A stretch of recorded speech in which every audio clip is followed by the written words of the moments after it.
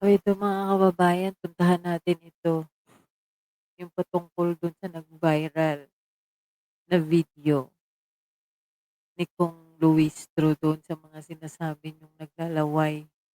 O puntahan na natin anong masasabi ni Kong Garin diyan. Hello po, good morning, Kongs. My first question po yung para po kay Congressman Garin, Dr. Garin. Nung Monday po nag-viral after ng statement, opening statement ni Congressman Jervy Luistro yung mga meme na may laway and the next day yung may mga tumulong sipon. As a doctor, ma'am, can you explain to us yung mga a medical explanation regarding that? Thank you po. Unang-una, again, ikinagugulat ko bakit ba tayo pumupunta sa ganung kababa ng discourse? Walang tao ang walang laway. Eh, Saliva ngayon na ganun na talaga, eh, sa totoo lang. Lahat ng mga Pilipino ngayon talaga, as in, kung anong makikita niyo kaya kailangan mag-ingat kayo lalong-lalo na kitang-kita kayo. Mapupuna at mapupuna kayo. Lalong-lalo na yung mga against sa inyo, 'di ba? Pinag-usapan talaga yung laway ni Kong Luistro 'no. is part of a normal person. At kapag medyo nade-dehydrate ka or ikaw ay umiinom ng maintenance medications, kaakibat nito ay talagang medyo nagkakaroon ng dryness at kasama diyan yung saliva. Normal ba ito? Yes. So, why focus on that? May nakita pa nga ako, no, I believe kaibigan ko rin ito at parang tila spokesperson nga nung defense panel. I'm not sure kung ano yung, if the spokesperson siya. Pero nagulat ako nung sabihin niya, physiologically, medically, scientifically, ang laway daw at ang sipon ay simbolo ng mga taong nagsisinungaling. My God, that's a big lie, especially if you're a former official of the government. Hindi kasi pwedeng nililito natin. Ang sipon ay isang viral infection na nangyayari sa ating lahat. At hindi natin dapat kutsain ang isang taong sinisipon, lalo't lalo na kapag siya'y nagtatrabaho. Hindi rin Baka ano, baka kaya sinisipon malamig masyado dun sa ano, centralized, yung aircon dun sa Senado 'di ba? O baka naman ganun. Kayo naman kasi pati mga ganyan mga kababayan, 'wag niyo ng ano. Pero kay Kong Luistro talaga, nung napanood ko nga, talagang kitang-kita talaga yung namumuo yung sa gilid nga niya. Kaya pala nag-ano, talaga siya nag-viral. natin pwedeng i-focus sa laway o kung ano man yan. Kasi ang tanong doon, tama ba ang sinasabi nila? Nagsisinungaling ba yung ating mga abogado at yung ating mga prosecutors? Ginagawa ba nila ang kanilang tungkulin? Why go into a discourse? Again, we're going back to fake news. We're going back dun sa paglilihis. We're going back dun sa mga attitude, mga kaugaliang hindi maganda, pero tila na build up nung nakarang administrasyon na dapat ngayon ay i-correct natin. Na naman 'to, puro naman paninisi sa nakaraang administrasyon na naman. Anong ginawa mo noon? Para kasi yung si Claire Castro, palagi m di naman palagi, pero sa ano na yan ha, tawag dito, sa presko na yan, nakailang beses mo ng sinabi na kasalanan ng ano, tinolerate ng nakaraang administrasyon.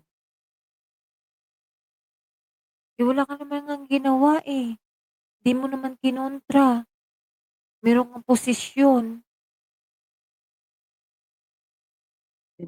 So, pag-usapan natin, kapag ako ay sinipon, is that something criminal? Lahat ng tao may laway because that's part of digestion. Pero pag hindi ka pinainom ng tubig, simula umaga hanggang hapon kasi bawal, kapag ikaw ay hindi nakakain, no, at ikaw ay doon na nagtatrabaho, it's a normal process. Kasalanan ba yun? Hindi. Kailangan bang pagtawanan yun? No. Pero meron din namang panyo para punasan. Bongga rin. Merong panyo kasi, 'di ba? Para punasan, gano'n. Ayun lang naman. It's actually bullying. The prosecutors are just doing their job. Ngayon, dapat tuldukan yan at ibalik natin sino ba ang totoong nagsisinungaling. Yung nagsisinungaling, yung pinapalabas na kasinungalingan ang naging cause ng sipon. Never in the history of the medical community has colds or sipon been a cause of lying. Kaya ibalik natin. Sa katotohanan lang po tayo, wag po nating ilihis. Andyan na yung impeachment court, ipagpatuloy, tuldukan at sagutin ang mga dapat sagutin. Huwag ilihis, let us avoid personal attacks, let us focus on the issue at hand. At pasensya na po doon sa aking kaibigang nagsalita niyan. It is an insult to us doctors to say that sipon and having saliva are symptoms of lying. In the video kasi it mentioned a former DOE official, DOE undersecretary, who happens to be speaking in behalf of the defense panel. Yun ang nakalagay na ang tawag ng title. I think Congressman Joel would. So ayan mga kababayan 'no, bullying daw 'yun, yung mga komento 'no ng mga kababayan natin na patungkol nga dun sa sipon, tsaka doon sa laway ni kung ang pangit ng pinag-uusapan 'no, laway at tsaka sipon. Tapos yung sa kabila naman, yung ano, yung palaging sumisinghot. Yung si ano, sino ba yung attorney na yun, palagi siyang sumisinghot-singhot. So, alam mo Congressman Garin, hindi mo rin naman na masisisi yun kasi nga kitang-kita. Kitang-kita kasi sa camera lalo na 'pag ano, 'pag sa laptop mo panoorin. Talagang kitang-kita yung namumuong, um, tawag dito, namumuong mga laway niya dito. Pero sa susunod sana magdala naman ng ano, ng panyo, 'di ba? Kasi sigurado naman ako mararamdaman naman niya 'yan na meron na siyang mga ano dito, may kumbaga meron na siyang laway dito. Sabi ko nga sa inyo 'di ba, meron akong teacher dati sa math, kapag talagang tuloy-tuloy yung pagsasalita niya, eh, ano, ah, may namumuong laway dito kaya may dala-dala kaya ano, maya-maya siya nag-ano, nagpupunas. Nagpupunas siya palagi ng ano, ng kanyang bibig kasi alam niya din siguro 'no, nararamdaman niya din na meron siyang mga laway-laway dito. Kaya payo na lang, Kong Luistro, baka sa sunod ikaw magsalita, eh, magdala ka ng panyo, 'di ba, gano'n lang naman 'yun. At saka hindi mo rin kasi masisisi yung mga kababayan natin, eh, 'di ba? Magkokomento at magkokomento talaga yung mga 'yan.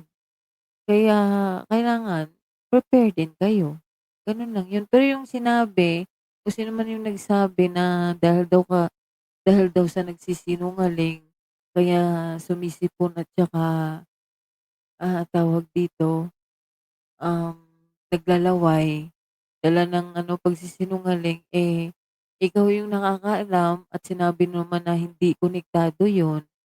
So, dahil doktor ka, 'di ikaw yung tama, 'di ba? So, ano masasabi niyo dito mga kababayan, tungkol dito sa ang mahiwagang laway, sipon, sipon, at saka yung isa naman singhot, gano'n siya palagi. Ayan, God bless ating lahat. Comment niyo yung kung ano yung masasabi niyo sa usapin na 'to. Grabe 'no, word of today, laway, sipon, singhot. God bless ating lahat.